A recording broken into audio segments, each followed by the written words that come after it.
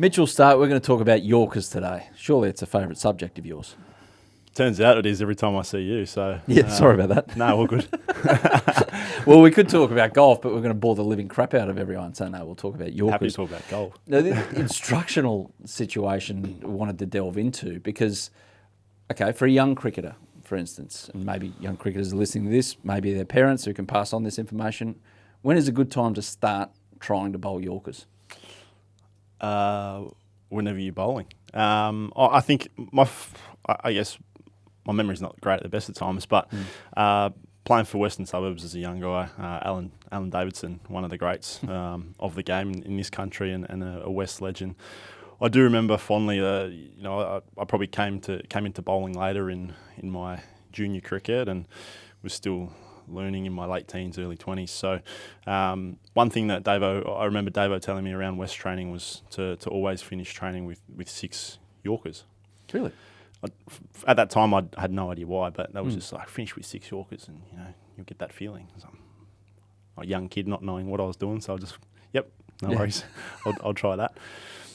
So I think it sort of crept its way into my training routine, and I'd either finish with Yorkers or that was a ball that I'd practice a lot at training, and it turned out to be, I guess, a staple for me throughout my early career, particularly in white ball cricket, and then a ball that I probably call upon more often than not throughout my career. So the answer to the question is there's no time too early to start practicing the Yorker. Yep. That was just the process for me. It was how I finished training as a young bowler, and it was something that I still worked on throughout my career, but it was something that I could rely upon when things weren't going too well. If you got into the realm of coaching, or if you ever have a talented young cricketer come to you, would you pass on that advice? Good advice? Or is it just select for, your style of bowling? I think my type of bowling probably helped that. I'm a bit... in comparison, I played a lot of cricket with Josh and Pat, and we're all very different bowlers. I'm a bit slingier, I'm a bit... my release point's a bit lower and slingier than the other two. In turn, I bowl a bit fuller. So whether that, in turn, has helped me bowl a Yorker or be more effective with the Yorker, they're obviously a lot more effective on the length, and their consistency's been amazing for years, whereas mine's been very attacking. I probably leak runs more than the other two, but I attack the stumps more and hit the stumps more often. So, whether it was chicken or the egg, I don't know which one came first, whether it's the action or the Yorker practice, but it's been a role that I've played in amongst our bowling group for a while. Do you reckon it's an underutilised ball in proportion? Because, fast bowlers love bowling the short stuff, especially if frustration's coming into play. Everyone loves to try and hit top of off. But Yorker seems to be this kind of almost foreign thought for a lot of bowlers. Yeah, I think short answer, I don't know, but probably if you look at the stats, I think it's probably underutilised. I think there's certainly guys around the world that use it a lot better than most. You think of Jasprit Bumrah, you think of Malinga back when he played was probably the best ever at it. I feel like the more that T20's taken over, some bowlers are afraid to miss and they can go for 6, but you miss any ball, it's going to go for 6. So those who are willing to take it on and risk going for 6 to bowl a good Yorker, but back themselves in, more often than not, succeed and are the better bowlers. So short answer, yes, I think it's probably underutilised, whether that's a practice thing or whether it's a skill execution or whether it's not wanting to miss and go for 6, so I'll bowl something else. Yeah. But in the end, the Yorker, you bring in all dismissals, right? So you bring in the bowl, the LBW, you still get caught off it if you miss. Whereas the bouncer, you're hoping they hit it to a fielder or step on their stumps, I guess. Yeah, true. What are you aiming for when you run in? So is it top of mark, you go, okay, I'm going to bowl this, and at one point, and you've spoken on Willow Talk before about aiming for that, the Josh Hazlewood 10 set piece or whatever it is, aim small, miss small, but what exactly is the point you're llooking at with a Yorker? For me, it's always been, my focus has always been the stumps. So particularly these days has happened for years now, but in 20 cricket, one-day cricket now, batters move around the crease. So they're probably constantly moving, particularly at the death. Stumps never move. So for me, we'll go, okay, first Yorker I want to bowl, I'm aiming like a third of the way up the stumps. If I miss full, I'm aiming lower down the stumps. If I miss short, I'm aiming higher up the stumps. And that'll be as simple as it gets for me with my focus or my aim or where I want to bowl the ball. Obviously, your peripherals are the batsman moving around, and you've almost got to have a plan B in your pocket for if whether you're going to bowl down the wide line, bowl at the stumps, change it from wanting to bowl a Yorker into a bouncer if they're coming at you, whatever it may be. We're getting off the topic there, but that's fine. Yeah, in terms of the focus of where I want to try and bowl the ball, my focus is the stumps. We'll say, though, it would be pretty entertaining if for 2 overs a game you could move the stumps. That'd be nice, wouldn't it? While you're coming into bowl. You just have it like on a little pendulum behind the batter. Well, like backyard cricket. Yeah, exactly. What batter did you feel that I could bowl my best Yorker and he's going to just handle it fine? Probably AB de Villiers.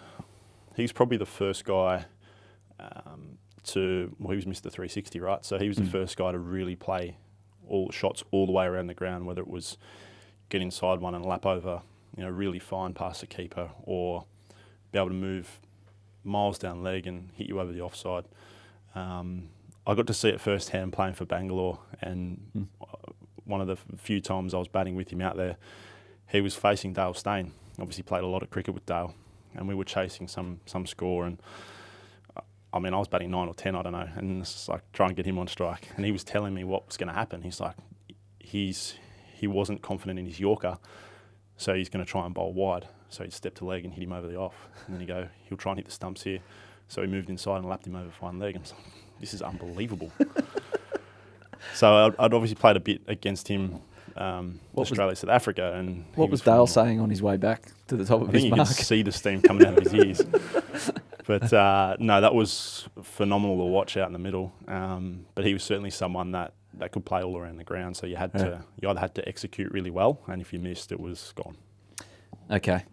Test the memory bank here. Good well, luck. This one won't test the memory bank. For goodness sakes, Hads brings it up every 5 seconds. McCullum, World Cup final, 2015. Couldn't have come out any sweeter, could it? What do you want me to talk through it? We just show the vision. Show the vision. Well, it was actually a plan. So Craig McDermott was the bowling coach, and obviously Baz had a phenomenal World Cup. No one had really bowled a lot of Yorkers to him, I don't think, and he probably got them off to a really good start against us in Eden Park in the low scoring game. And then we're leading up to the finals. Yorker's got to be the best ball to win. New ball, swinging white ball. If you can execute it, hopefully you're in the game. The first one, Guptill was on strike, got off, first ball to Baz, Yorker, swings a little bit, misses off stump. The length was perfect, missed everything.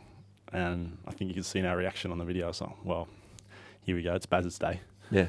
It's going to get away with everything and score 100. So I tried again next ball. He came at me.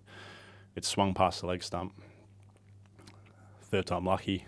It's off stump, and I've carried on like a goose. So 90,000 with you as well. Yeah, it was as loud as I've ever played in front of, I think. Certainly in Australia. It was pretty cool. What's with new ball as opposed to a really oldish ball? What do you feel more comfortable with when it's in your hand, and is it easier to do with a new rock? I think if you execute it really well with a new ball, it's more potent because ideally it's swinging, right? So if you're executing a Yorker, the line of length you want to, and it swings, it's worst case is a dot ball. At best case, it's stumps everywhere and you're laughing. But I think the older ball gets, it's a bit harder now in one-day cricket. You don't see as much reverse swing because of the two new balls. I don't think the white balls swing anymore at the start. They certainly reverse less. I'd love to go back to watching the old boys when the thing was like a dog had it for 30 overs and it was soft as anything and reverse around corners after the 35th over. Yeah. Bring back those days. I don't think they're coming back somehow. Ben Stokes 2019 World Cup. Funnily enough, that was a little bit of tail on that one. So, at Lords, I'm not sure who he was batting with. They just put a partnership together. What were they doing? Were they chasing? I think they might have been chasing, and he was maybe 80 odd and doing it pretty easy. You got a few early ones on top. then Stokes got going in a partnership. Jason Berendorf and I had a new ball, got some early ones, and he put a partnership together with someone. I think he'd come back for another spell and just went into to try and change the momentum. And again, that's my best ball. And batters know it's coming or know that I'm going to bowl a Yorker. It's a case of executing. So, just one of those ones that managed to execute the ball I wanted. There's a little bit of tail and snuck through the defence, and he wasn't too happy. And then the one, he wasn't, was he? He was filthy. And then the one that kind of had everyone like just screaming because of when it was and what it was for and the start of the series. Rory Burns, 2021. Yeah, that's one that kind of, I mean, my role's to hit the stumps, right? And particularly with the brand new ball, I'm running in, trying to attack the stumps, trying to swing it, trying to bowl fast. Probably didn't mean to be Yorker, so I got away with the fact that it's swung late past his back heel, or didn't swing, however you want to look at it. But still a Yorker. You're still a Yorker, yeah. So it's not like I saw something in his setup that made me think I could bowl him around his legs. I'm trying to run in first ball of a game, red, white, pink ball. I'm trying to run in, bowl fast, swing the ball, and attack the stumps. And it came out of the hand pretty nice and swung a little bit and hit the stumps. And so it's half what I was trying to do. I can't say I drew it up to bowl him around his legs, but it was a nice result, yeah. Absolutely. Okay, last one, unrelated question. Willow Talk. Who's performing better? B. Haden, A. Healey. You didn't put yourself in there, did you? No, I didn't. Got to give you the opportunity because I know you would have said, you would have left me out. I think behind the scenes, I think that Sam Ferris is pretty good. Producer Sam. Yeah. Probably takes the cake. The other two, or you three, are pretty good. Good to listen to, a bit of a laugh. Occasionally. Well, the keepers just... Thanks, mate. Cheers. Hey, after these last 6 months, you don't need that. Easy now. We've all got mortgages. We've got a super auction coming up as well. So, no. It depends who you listen to. Yeah, true. But, back to the question at hand. You haven't answered it yet. I think everyone's very good on that show. I like listening to it. It's always, the snippets are great.